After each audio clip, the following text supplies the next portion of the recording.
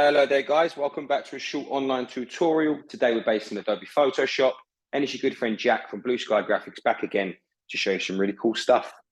What I would like to do today guys is show you how to create this selective blur text effect within Adobe Photoshop. As you can see, there are only certain parts of this text here that is blurred. A really cool and very simple effect that you can apply to many forms of graphic design, ranging from front covers, magazines, posters, branding, Instagram posts, social media campaigns, and much, much more. So just take the steps that I tell you today and create some really cool stuff. Okay, cool.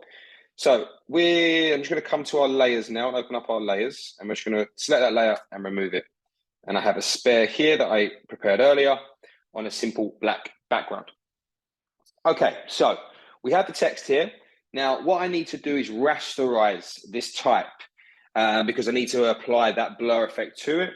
The quickest way for you to do that would be is if you right click on the type layer, you have the option here to rasterize the type. Wonderful. Now that's done. And now what we need to do is start creating the blur. I'm going to use the smudge tool. So if we come here, this is your smudge tool. You may see this blur tool here. Just simply right click on it and you have the smudge tool available for you there. Keep the strength around 30% would be best.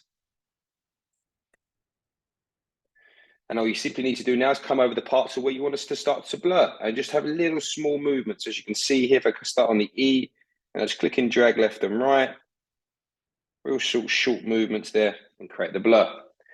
I'm going to come down to the G here, yet again, left and right. Just keep going until I get the blur that I'm looking for. Wonderful. And I may even come to the S now and go up and down a little bit just to create a blur that way. And there you have it, guys.